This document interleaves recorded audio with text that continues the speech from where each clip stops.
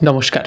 বিশ্বনাথ চক্রবর্তী মানে বিজেপির দালাল, যেটা বারংবার বিরোধীরা বলে থাকেন সেই যুক্তিতক্ক অনুষ্ঠান এবং এবিপির বিভিন্ন ডিবেটগুলোতে, সেই বিশ্বনাথ চক্রবর্তী আজকের দিনে দাঁড়িয়ে একটি ফেসবুক লাইভ করেছেন এবং সেই ফেসবুক লাইভে তিনি স্পষ্ট করেছেন যে এসআইআর বলে আদেও কিছু হবে না, যেটা বিজেপির তরফ থেকে যারা রয়েছেন সুকান্ত মজুমদার এবং দিলীপ ঘোষ থেকে শুরু করে শুভেন্দু অধিকারী, তারা নিজেরা নিজেদের মতো করে নীতি ঠিক করছেন। অর্থাৎ এক একজনের এক এক রকমের নীতি রয়েছে। আদেও কি রাজ্য বিজেপি চায় পশ্চিমবঙ্গের বিধানসভাতে 2026 সালে জিততে?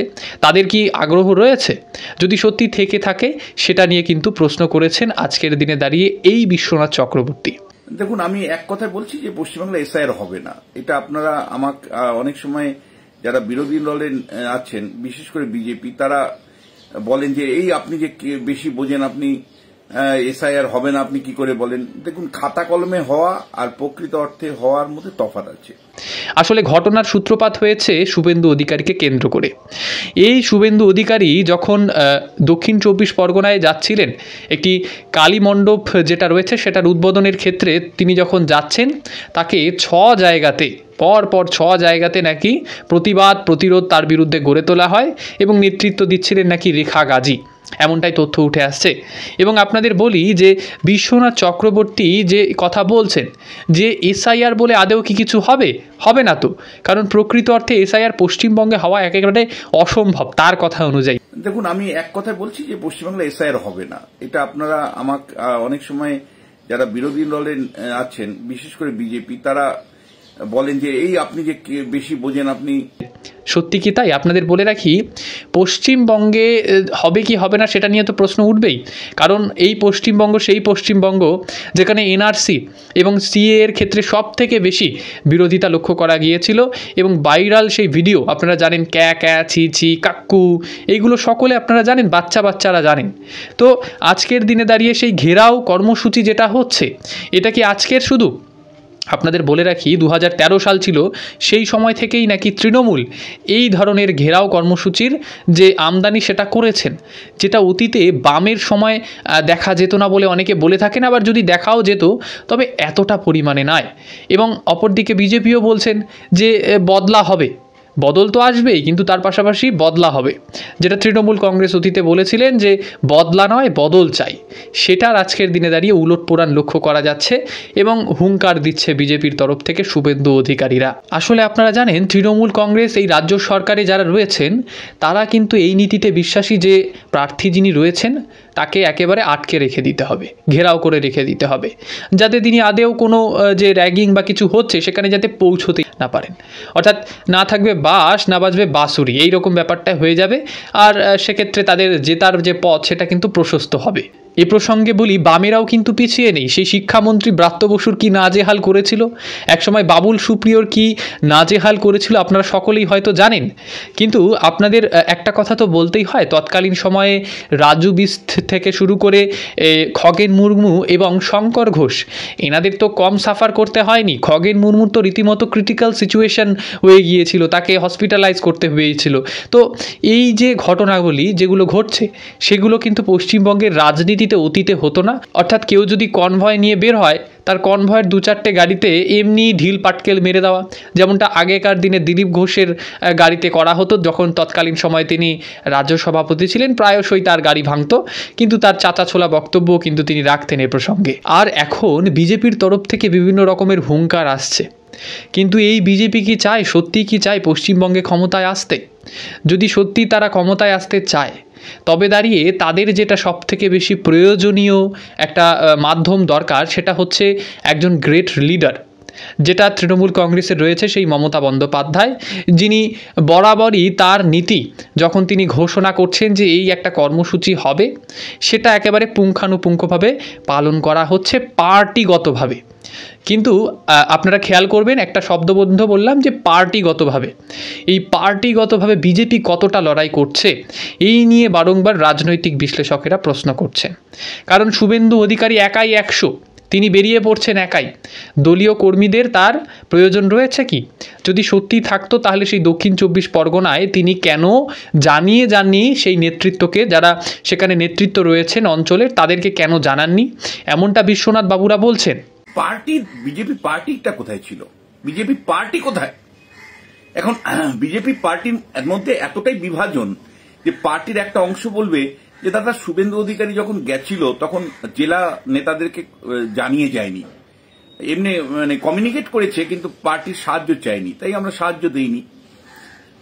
আবার আরেক দল বলবে যে মানে ও শুভেন্দু অধিকারী আর ওখানকার যে জেলাতে যারা আছেন তারা দুটো বিভাজনে বিভক্ত, ফলে শুভেন্দু অধিকারী যদি মার খায় তাহলে জেলা কেন এগিয়ে আসবে?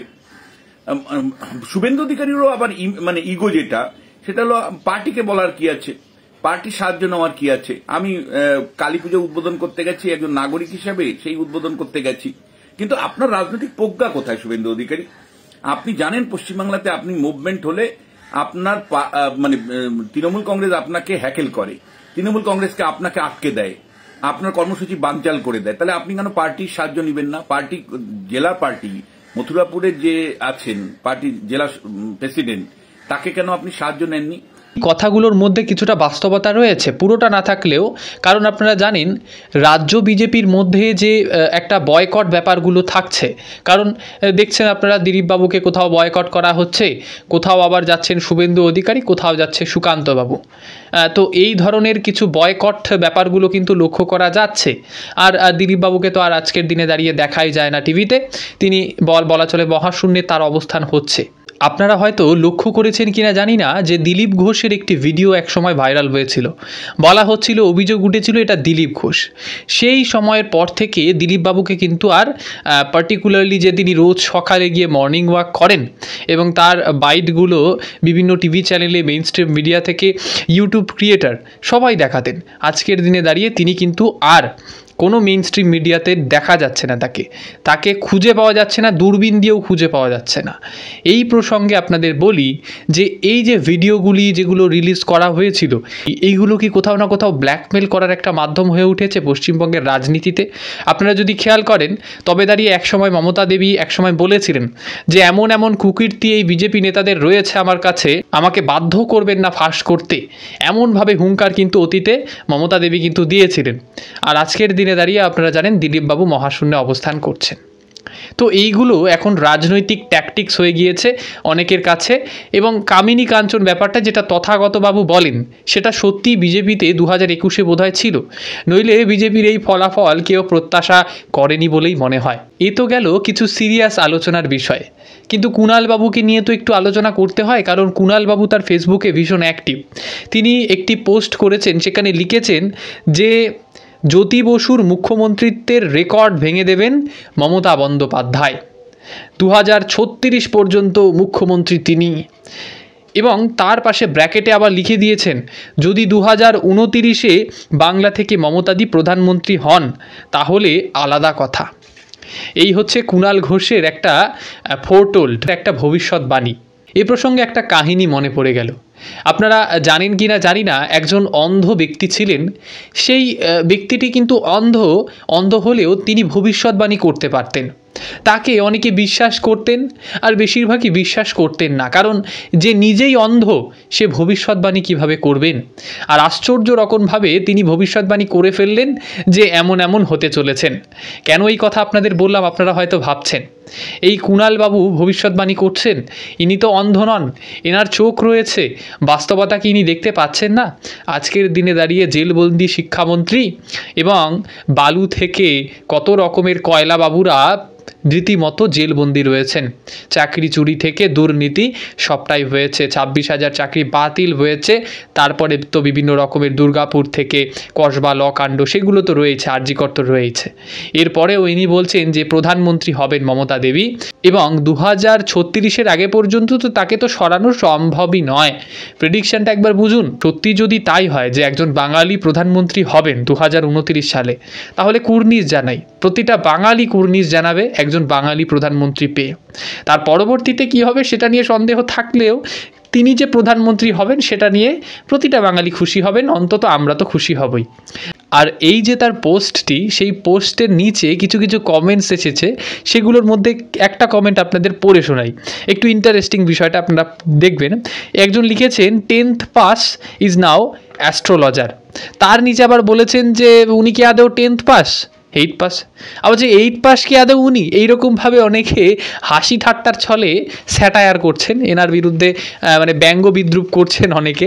এর পাশাপাশি আরও একটি কমেন্ট আমার মনে হলো আপনাদের পড়ে শোনানো দরকার। একজন লিখেছেন, বাংলা ভাষার এমনই মিষ্টতা যে শব্দের শুরুতে কুয়ের ব্যবহার দেখেই বোঝা যায় জিনিসটা খারাপ। উদাহরণ কুফল, কুনজর, কুনাল ইত্যাদি। বুঝুন মানুষের যে ইউনিকনেস কতটা রয়েছে, আর পশ্চিমবঙ্গের রাজনীতি যে অট্টহাস্যের একটা মাধ্যম হয়ে উঠেছে, সেটা এই ধরনের কমেন্ট না দেখলে কিন্তু বোঝা মুশকিল। আপনাদের যারা এই পর্বটি দেখলেন তাদের উদ্দেশ্যে বলি, যদি মনে হয় যে এই ধরনের আরও খবর পেতে চাইছেন আপনারা, তবে দাঁড়িয়ে চ্যানেলটিকে একটু সাবস্ক্রাইব করে বেল আইকনটি প্রেস করতে ভুলবেন না। আপাতত সকলকে অসংখ্য ধন্যবাদ এবং শুভ দীপাবলি জানিয়ে এই ভিডিওটি শেষ করতে হচ্ছে। অসংখ্য ধন্যবাদ।